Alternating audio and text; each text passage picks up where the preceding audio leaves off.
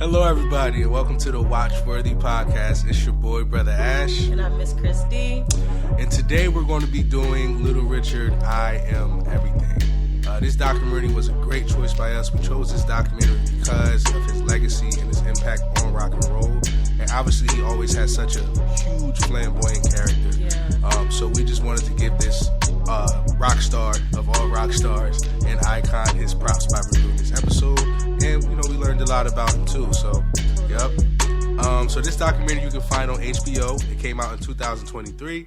The doc featured Little Richard's cousin, Billy Porter, Sir Lady Java, John P. Key, and others that were a part of his lifestyle, different bandmates.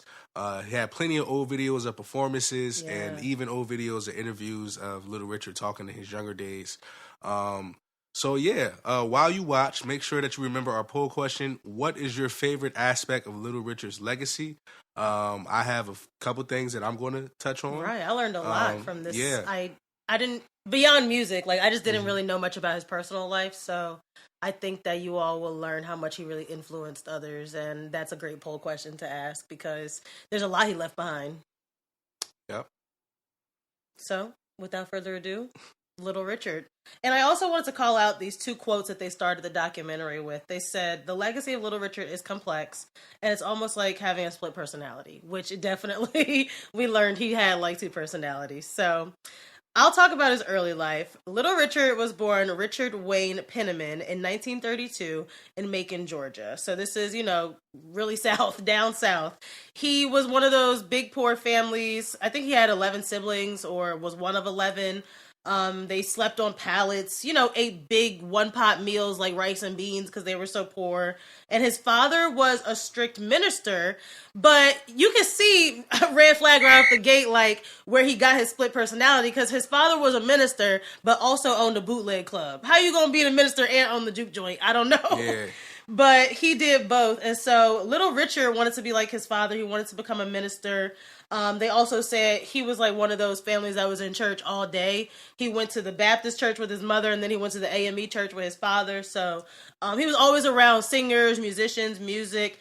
And, he said that rock and roll didn't exist back in his day. It was just all blues music. All the greats really started in the church. Yeah, truthfully. I feel like all the rock and roll and all the R&B greats specifically start in the church. Yeah, I think that just goes back to the history of music, right? Don't they say those Negro spirituals and gospels kind of the start of all songs? Yep. So he loved to sing, but he was really extra with it from the very beginning. They didn't even want him to sing in the choir at church because he was too much. He said they didn't let him sing because he wouldn't stop. Yeah, that's what I'm talking about. He had that kind of personality, and he just loved to sing. So Little Richard would also have, this other side to him where he would like to play in his mom's makeup, dress up in the curtains, dress up in the sheets, whatever he could find, because clearly he was gay, he was homosexual, and he was expressing himself at an early age, and that clearly didn't go over well with his father. And so he said that his dad actually kicked him out, and a white couple that owned one of the speakeasies in Macon, Georgia, took him in. So it was a gay speakeasy that was really open to everybody, and so they kind of took him under his wing. Very young age. They didn't say what age, but this is teens. This is but even before the age of 20. And so he said during that time he would sing a lot of blues and gospel. Again, rock and roll that we know it today doesn't even exist yet. Spoiler alert, he invented it. So, they said that when he was, trying to perform in these speakeasies or whatever, one day Sister Rosetta Tharpe came to town. And if you guys are not familiar with her, she was one of these big, gospel singers that had her own twang at the time. This is the late 40s, early 50s. And so, of course, it just took, a sister helping a brother out. Rosetta Tharpe came to town and gave him his first chance to sing. And that was his first time ever being on a stage. So imagine you make that leap. You've been a church musician, going from, church, oh, that's so nice, baby, everybody loves when you sing, to now you're hitting the stage. So it gives you a little new adrenaline rush. So 2 years later, he started on the Chitlin circuit. And that's also a phrase. I'm showing my black card right now. Y'all might revoke it, but I didn't know it was called the Chitlin circuit back then. I knew that a lot of artists like Ma Rainey and those folks, they would kind of go on this cross country tour. It wasn't even cross country. I love the Chitlin circuit. Yeah, it's that Tennessee area, Georgia. You're not going too far, but you're still making a name for yourself. We found out, basically, black artists found out we gotta go to our people. Yeah, and our music is just, especially at the time, it was so innovative and so amazing that once you got it to those crowds, it ended up seeping into crowds it wasn't supposed to seep into. Yeah. And that's how you got artists to this day black artists dominating almost every genre, almost every industry of music and art. And it's worldwide now. Mm-hmm. But it started at the Chitlin circuit and us saying, you know what, if we can't play at their clubs, let's go to our own clubs. Let's bring that back. Yeah. Let's bring that back.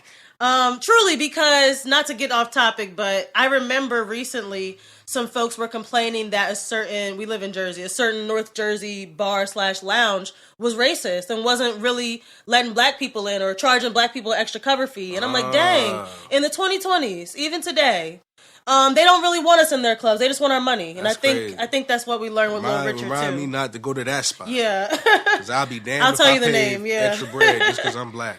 And so at this time, Little Richard, he's starting to get on the Chitlin circuit. He performed in drag. He had a whole persona, Princess Lavon. And this just goes to show that our underground culture was a little more accepting. They didn't say like, oh my God, everybody hated his alter ego and egged him off the stage. Like none of that happened. No. Everybody was pretty cool with him dressing up as Princess Lavon. And so, I just wrote down here in my notes, late night drinking, dancing, it allowed for the lines to be blurred. That's what they said in the documentary. And we're talking about a time where being homosexual is literally illegal. It is against the law. I often forget that was a thing. Yeah. That's crazy. Exactly. So, at that time, he met singer Billy Wright. So now you're getting a little traction. You're not just singing in the choir no more. You're starting to tour a little bit. And he met Billy Wright, who was at the Peacock Club in Atlanta. And this man was openly gay. That really opened Little Richard's eyes. Like, oh my gosh, like it's possible for him to do it, so I can do it. And that's crazy that like Little Richard went on to influence so many others, but he was influenced by Billy Wright. So it really, representation matters. That just goes to show. And so that's when Billy Wright helped him get his first record deal. By record deal, they meant like recording on wax. Because at that time, it cost money to get in the studio and record something. And so he recorded his first record, and that just made him even more famous in his hometown. So he's still kind of local. And for the first time in his life, Richard's father was finally proud of him and welcomed him back home. That surprised me. Red flag. A red flag. But that also surprised me because I didn't expect. A lot of the times back then, black fathers were so proud that if they had a son that was openly gay, even if he was willing to help and contribute to the household, oftentimes the father wouldn't accept it. Yeah. So I was surprised to see that even though he was, pretty, forward and not supporting his decision to be a homosexual, he did he found pride. He found pride in his son. Because of what he was able to do, the success he was able to, gather by himself. So that threw me a little bit. And they didn't talk about his parents too much, but I remember somebody in the documentary saying his mom always accepted him for who he was as well. Yeah. So it didn't sound like he came from this crazy, abusive, terrible past. We don't know everything, but from the documentary, that's what they shared. And so then he's also influenced by another artist. His name was Escrieta. He was also queer, and he taught Little Richard how to play piano. So he didn't even know how to play piano yet. They told us this anecdote about how his grandfather had a piano in the house, but he would just bang on the keys. He never really learned. Yeah. And so it's just like Little Richard taking pieces from all these other artists and like creating who we know today as Little Richard. Like this guy gave him a little bit of the look. This guy gave him a little bit of the sound. Even Rosetta Tharpe, like that, woo, like he kind of got that from her. Mm-hmm. So people have said, he stole so-and-so's swag, but it wasn't him stealing their swag. It was just them bringing out who he really was. Yeah. And so Richard's best friend, he ended up shooting Richard's dad. Red flag. What kind of people do you have around you? Yeah, that's crazy. And so with his dad gone, Richard has to make ends meet. I told you they got 11 mouths to feed. So he takes a dishwashing job where he couldn't even eat or use the restroom at this spot. But you got me in here washing dishes. Look, If one thing will make you want to go hard and chase your dreams so you can make enough money to not have to do, segregation will do that for you. That's crazy. Imagine making $15 a week. A week. And motherfuckers is telling you to go outside to pee. Yeah. And so you can't even eat at the spot that you're working at to make ends meet for your mama. But you're still part of these groups. You're still touring all around the South. And not really a big household name just yet. So I'm sure it was tough. I'm sure they had to sleep on hard floors and skip some meals and everything. But then it just takes a friend, somebody you meet in the creative space. And I love you and I when we're in creative spaces, we meet other creatives and you're like, oh, you know how to play this? I know how to do that. Let's get together. And so he met his drummer, Charles Connor. He joined him and he made up Little Richard's band, which he called the Upsetters. Wow. So in he really, actually, going back, I guess he, in hindsight, knew he would be upsetting. I love that name. Yeah, he would be upsetting the genre. The So in 1955, he was born in 1932, so what is he, 20-something now, 23? He records a demo, and execs didn't think much of it. As usual, he might be a star in our eyes, but to white execs, they're like, nah, not my cup of tea, especially in 1955. But they said that he was persistent. He had that personality, bothering secretaries. Like, no, you're going to listen to me. You're going to hear me. You got to be persistent. Yeah, he did have that fire. That seems to be recurring in these documentaries. All the greats were persistent. I don't know if I got that kind of consistency, but this is what it takes to become Little Richard. And so what they didn't know is that he could play piano. That's how he really wowed the execs. So when he started playing Tutti Frutti, which... that was the biggest red flag of this documentary. We didn't know that Tutti Frutti on Rudy, that is the clean version. The original is actually about anal sex because he was a gay man. So they were like, yeah, it was Tutti Frutti, good booty. Yeah. And they told him that's too raunchy, change the lyrics, obviously. So that was just hilarious. We found that out, and now you can never forget it. They went wild as soon as he started playing Tutti Frutti. Everybody loved it. That's the song that took off. That song was crazy. Yeah. And the craziest part was just nobody sounded like that. He's literally inventing a new sound as he's going about it. So and you know what's really crazy? He invented that new sound by truly being himself. Yeah. That's why it's so important for artists to just express themselves, because when you do that, it's going to be brand new. Because there's never been a you before. That's true. He's not imitating. Yeah, he's not trying to imitate. All the stuff he learned from Rosetta, and the other people that influenced him, blues artists. Billy Wright. When he truly just said, I'm going to, just do me real quick, it was his first hit. His music was infectious. It was exciting. I remember he quoted everything. He was playing his dad's favorite song on the piano. And he said, doesn't that sound so sad? Why does all this music sound so sad? Yeah. And that was kind of infused with, post-war depression. The nation was real, in a lot of sorrow.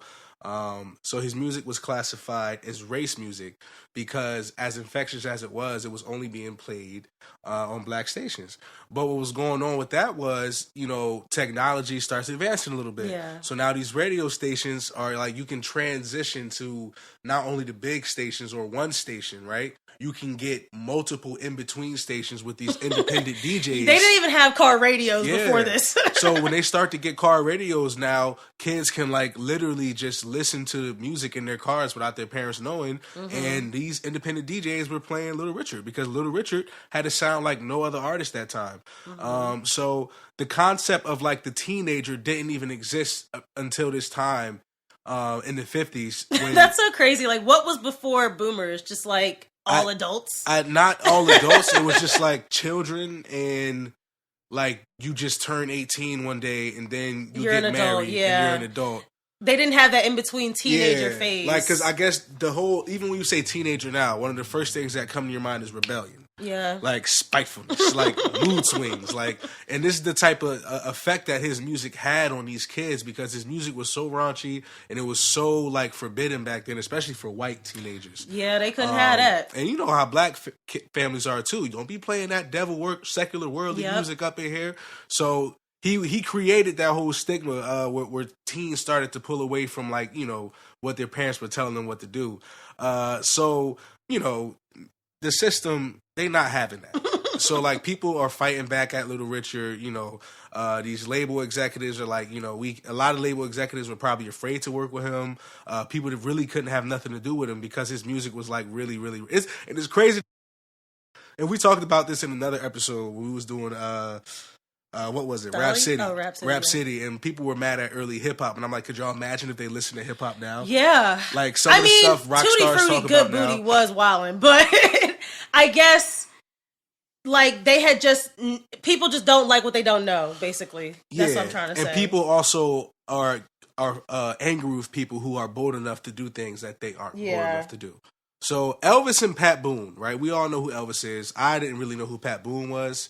But Elvis and Pat Boone were very popular white and celebrated artists, right? And they covered Little Richard's songs, which was like a common practice. Like, black artist does it. Okay, we're going to pay more money and sell more records for this white artist to do it instead. Yeah, and obviously it wasn't as good. Like, those guys were talented. Oh my God, it was terrible. They not Little I'm Richard. sorry, it was terrible when they showed Pat Boone saying something. What was it called? Sally?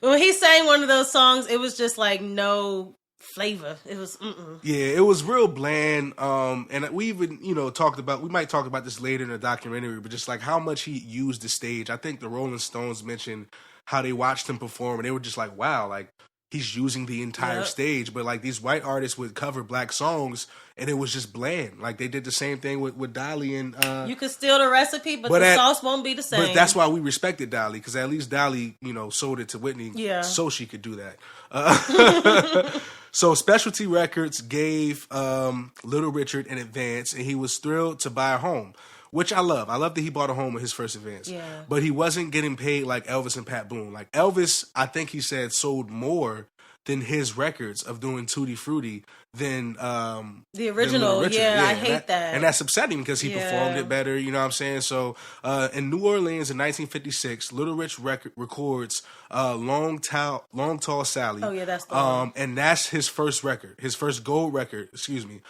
followed by other records like Lucille. So now he's really made it. He's really got national recognition. So, it's tough that he's dealing with all of this stuff, but at least he's still able to fight through all of these things going on with like people redoing his music and not getting paid.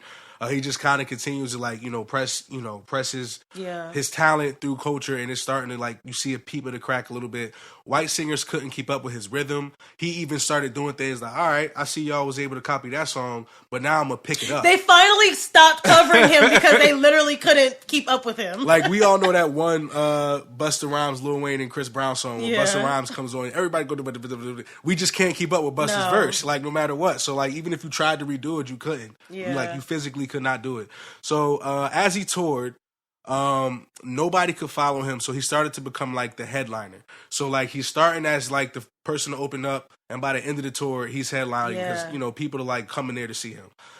Meanwhile, black and white musicians couldn't even play together. That's crazy. Like all these people are going crazy for him, white and black, but it's still segregation. So the musicians like couldn't be in a band together. Like I couldn't have a white drummer, right? But you also couldn't perform for a diverse crowd. It had to be the white people come tonight, and then the black people come the next night. That's making it so hard on the artist as well, because now I have to perform 2-3 times a day, 5 days a week, because I have to have 2 separate shows. Excuse me, y'all, the coughing. But this is, to me, it was kind of like a red flag on my part. I almost said it was upsetting, but a red flag on my part, because I actually would have been kind of like hype about that. Like, I'm like, so I naturally get 2 shows. Like, no, that is a red flag. That you have to overwork yourself as a black artist. But you getting paid though. But that's not. Well, was he getting paid? We don't even know how much he was getting paid. But to me, it's a light bulb switch, and I was like, maybe I should say that. Yeah, I'm playing. But so long story short, white kids started coming to the black kid shows. They couldn't stop them. The black kids couldn't go to the white kid shows though. Mm-hmm. So they would, come as spectators and sit in the rafters, but then they started like hopping over the rafters. And this is Little Richard, in my opinion, breaking the barriers of segregation. So rock and roll artists like Fats Domino were acceptable to white people. Those were the cool, calm black people, like not too much, like. And Little Richard was like a danger. Like, keep your kids away from this devil music. Like, so like he always was projecting sex in his songs, even when they cleaned up his lyrics. Yeah. Just the tone of his voice and the tone of his song and how he moved when he performed, like you knew what he was talking about. So, so like in order to like make himself less of a threat, he had to like dress like effeminate. It's so backwards to me. To be less of a threat, a black man has to dress like a woman. This part kind of made me laugh because he said like red flag. He would come like to a concert or a show and dress how he was, like looking more feminine, and like the white owners would be like, we don't gotta worry about him, like he's fine, like right. none of our women are worried about him. Whole time, all of the white girls love Little Richard. This is a gay black man who's clearly gay, and white women are throwing their panties at him. But then he said, like, when James Brown would come in, everybody was like, all right, we gotta watch James Brown. Because James Brown was like, he wasn't that type of dude at all. Yeah. So, rock and roll artists, so like he was the type of guy, like he really like kind of figured it out because he knew how to play to each, crowd and how to get people to eventually, win them over for real. So he was featured in the film The Girl Can't Help It, which spread rock and roll internationally. That's awesome. Like one feature, kind of like we said with the whole Dolly 9 to 5. That one feature alone helped him spread beyond just America. And why, I asked you, like, why do we always have to go international before we can get respect at home? I don't know. I don't know if we have to do it. I just think when you try different markets, sometimes markets get stale to certain things. So when you splash it somewhere else that doesn't get it every day or doesn't have a bunch of other people that can, give it to them, it just it's almost like adding fuel to a fire. So yeah, like a commodity. Yeah. So, but also speaking of fuel to the fire, I don't want people to think it was all that easy for him. They did say in the documentary he did go to jail many times for just being gay. Oh yeah, the craziest one was when they took him off the stage while he was performing. Yeah. And they said that we're doing this because you're playing, excuse my language, nigger music to white kids. That's your crime. Oh God, I don't know how he made it through. Little Richard was a lot of things. One of them was a freak. He was a hoe. He liked everybody. Red flag. He was flamboyant. Look, he was flamboyant, and he identified as homosexual, but he appreciated a beautiful woman as well. And they said, his tour buses and his band, they had plenty of, sexual escapades and all type of orgies. Brother Ash is putting it lightly, yeah. Because one of the musicians said, one time I had to sleep in the tub because there was no bed space available. It was all naked people. Look, they was fucking. I'm not beating around the bush no more. They was fucking every which type of way you could fuck. That was surprising. I thought he was just strictly dickly, but apparently he loved everybody. Look, so this is what cracks me up. So like I think he's on a tour or something. He's on his plane and he says he saw the engine turn red or something. He was wild. I thought he was on drugs. I think he was high. He had to be. He was like, we were on tour and we were on the plane and it was bright red and I thought we were on fire. And then he got to the show and he sees like this ball of fire in the sky. Right? So then he says like he has this crazy come to Jesus moment. Like while he was actually he was on tour in Australia. So yeah, he was definitely on drugs. That's what I'm saying. Like, so he thought the world was ending. So he like, I'm about to get right with God because if the world ended, I'm not burning in hell for none of y'all. So he went to Oakwood College, cut his hair, and gave his life to God. It was just like that, y'all. Like, it was crazy. He was like, "Oh, I'm done with rock and roll." It just took one scare. And this is the beginning of his gospel period, where his voice was like a lot more restrained. He wasn't the same. Woo! This is a red flag to me. Yeah. I don't know. I just feel like this is a red flag. This is a huge red flag. I guess. If you truly thought the world was coming to an end and you wanted to get right with Christ, okay. But to just like do a 180 and quit music and go to Bible college, that was so random. And for me, I almost don't want to call it a red flag because people have the right to, change. I'm not mad that he had this come to Jesus moment. Do I think he was high when he had it? Yes. Yeah, they said the ball of fire he saw over the arena was actually Sputnik. It was actually a space satellite. Oh, that's hilarious. And he just thought he had to be high. He had to be. With that being said, though, I think the red flag for me, at least, comes more from the flipping and flopping. Yeah. Like, this wasn't a one-time thing. Yeah. So, he ended up marrying a girl from the college. Red flag. And at this point, he has renounced being homosexual.